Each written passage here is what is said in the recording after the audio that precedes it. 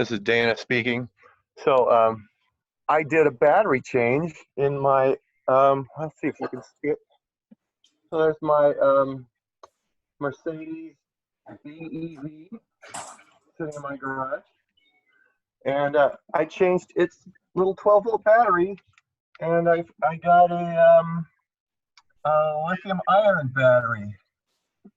And it's just cute. It's got a little voltmeter right on the top of it. It tells you how many volts, and it's charging 84% charge and 13 volts.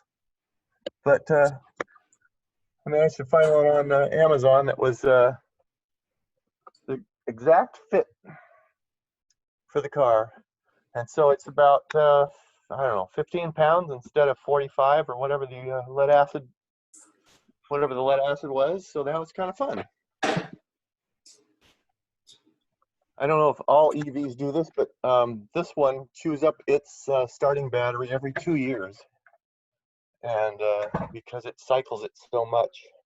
So now with hopefully with the lithium iron phosphate battery, it should last 6 years. So that's kind of a quick little project.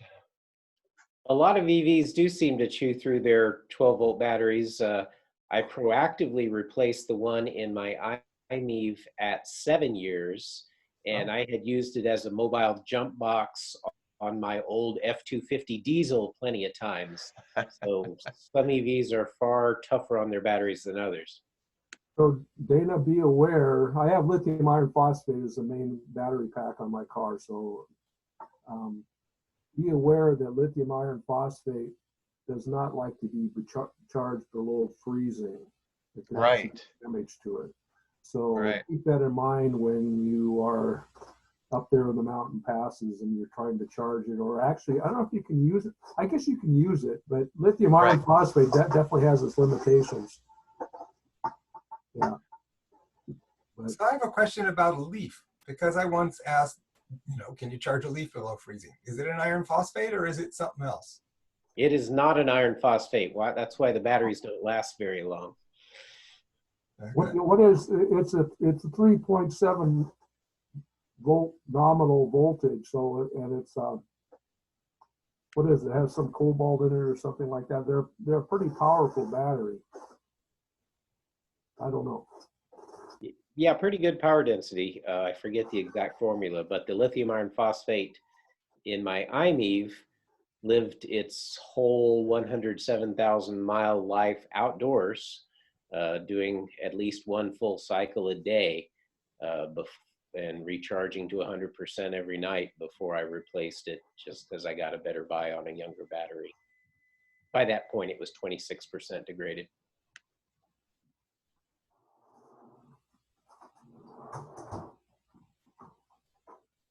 What kind of battery does a Bolt have in it? A B as in boy, Bolt. Anybody know what's in them? I can do a search real quick.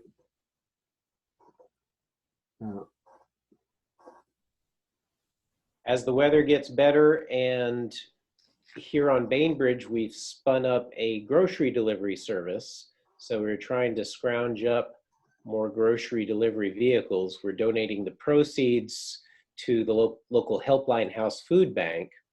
So Kent Bakke contributed the use of his Transit Connect electric, and we gave it some proactive maintenance before putting it in service. We found it had a dragging brake caliper. And I got my Grumman postal van running again for the first time in a year. Last year I had several failed work sessions, and I believe it was just too much moisture in the system. The Zilla did not want to wake up and kept tripping errors, but after a week of sunshine, yesterday it came back to life. Was that the Gone Postal? Did you get that one from? Yeah, it's an unmolested twin to Gone Postal. Oh, okay, all right.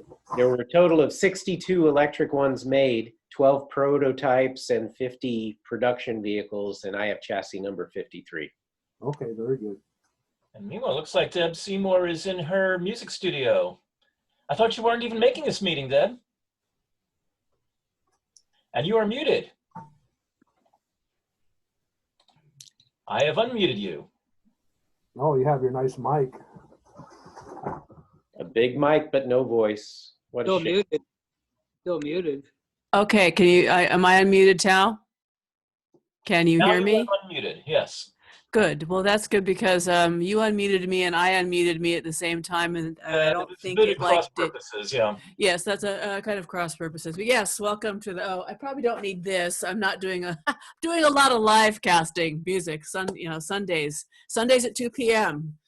The sequestered song series from the Fortress of post the Forced address. Solitude. No, post the address, Deb. Oh yeah, well I'll send you some link. Actually, this Sunday's theme is going to be Earth Day, so we'll have some electric car songs and others. So anyway, hi all. Hi, Deb. Hello. Hello. Just seeing who's here. I see Brian. I see someone else. I see Ryan. Brian. I see two Ryans. And Grace. Anyway. Everyone holding up? Guess I should ask for a mic check.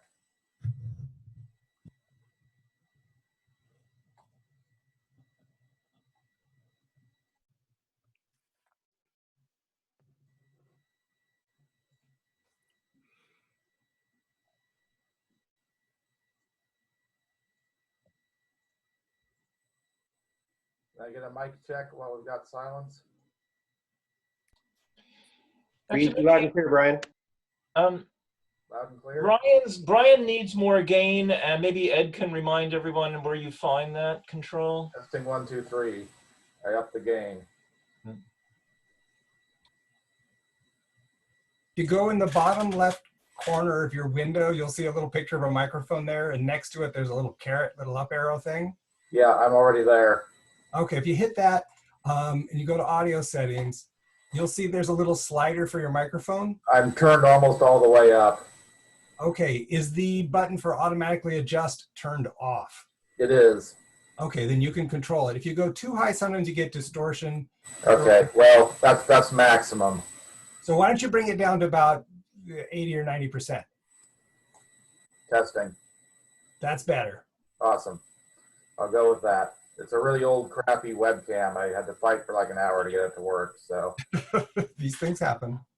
I was at Fred Meyer looking for a new one like an hour ago, and predictably they're sold out. Yeah, you can't get them on Amazon. They're just like, they're gone. They're gone. Oh, and I'm reading my chat to see if there's anything in. So Brian, do you have your Scion together now, or are you still working on it? All the body work is done. It is on the road again. The only two things I screwed up in putting it back together.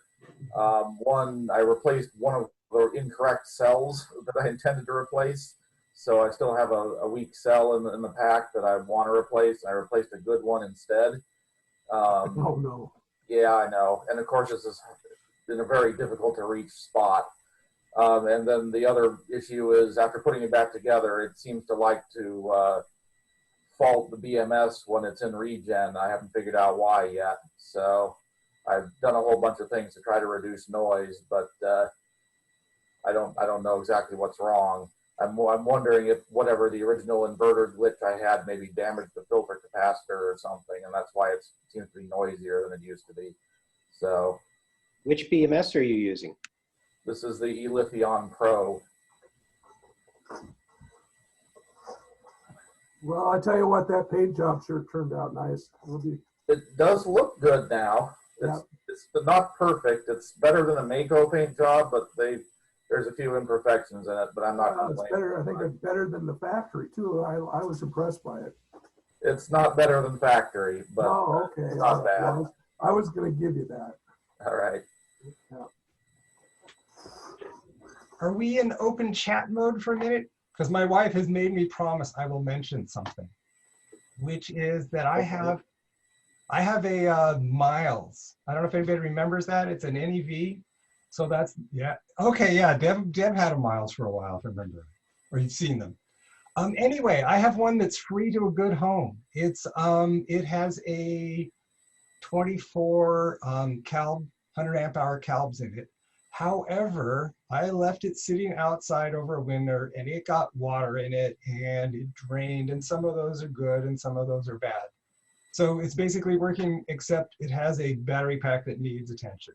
Since then, I've been, just charging it up to about 3.4, just kind of keep recharging it to 3.4 on a regular basis and keep drying it out so it doesn't do that again. Neighborhood electric vehicle. Oh, okay. Yeah. It's before there were real commercial electric vehicles available. So what it actually is a Daihatsu Move, which a friend of my son's who's from Singapore says, oh yeah, they're like flies, they're everywhere. So in Japan and Singapore, they're all over the place. It used to have a little 3-cylinder gas engine in it.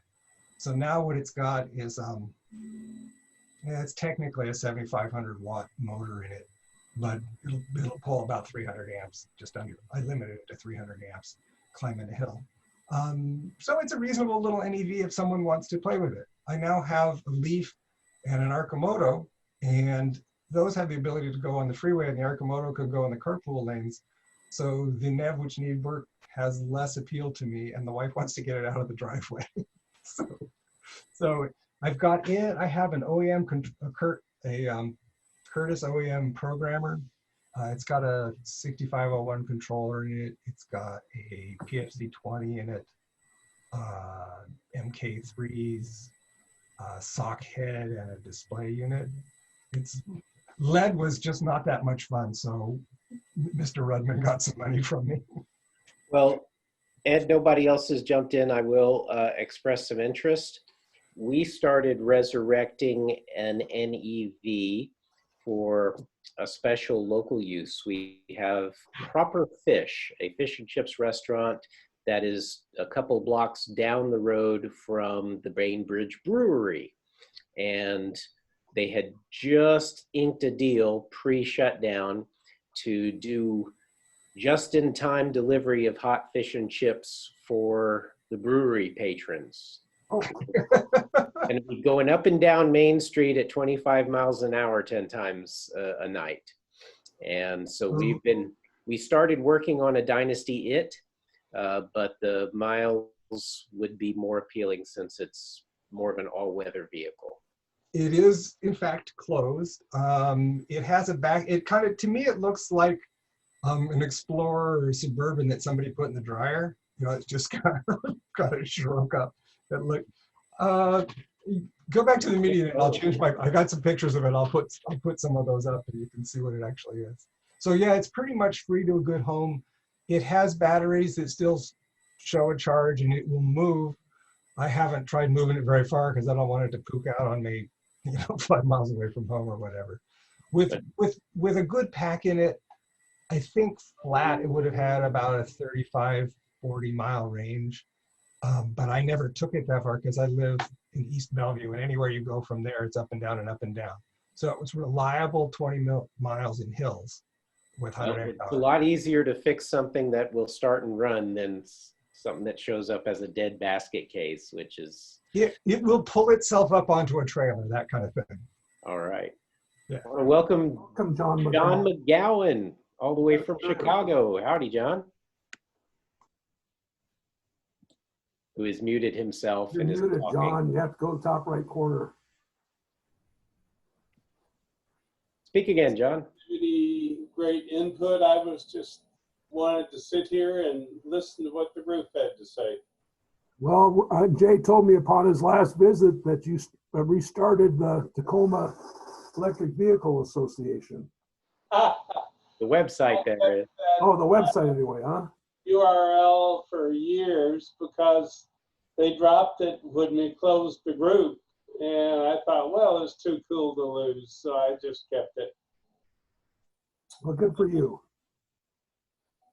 How is it you decided to move to Chicago? Oh, my wife got quite ill, and so we had to come back to where family was. Okay, all right. That's what we did, and so I'm sitting in my little man cave and staying out of trouble. Okay. Staying out of trouble, John's Dakota pickup truck was in for some resurrection, wasn't it?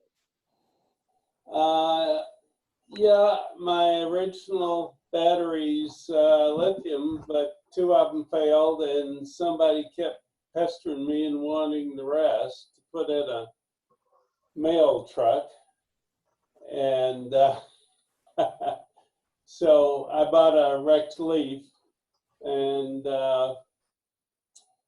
took the battery pack out of a Leaf and put that in my truck. Does quite well.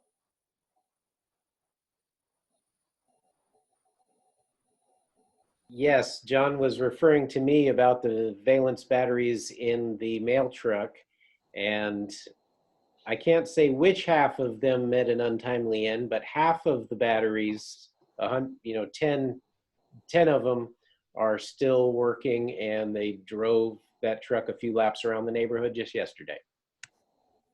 Very good. So John, how many kilowatt hours of Leaf batteries do you have in your Dakota truck? I'm sorry? How many kilowatt hours of the Leaf battery pack do you have in your Dakota pickup truck? There are, I believe there's 28 of those sardine can cells. Okay. There, it's a full Leaf pack. It's Okay. It's in 2 boxes, and it gives me probably 40-45 miles. Okay. All right. Has more power than my valence batteries. Yeah, the valence are lithium iron phosphate, and they do get saggy when you try and pull amps from them. Right. We have someone joining us under an assumed identity, or at least I hope so. How you doing, Lurch?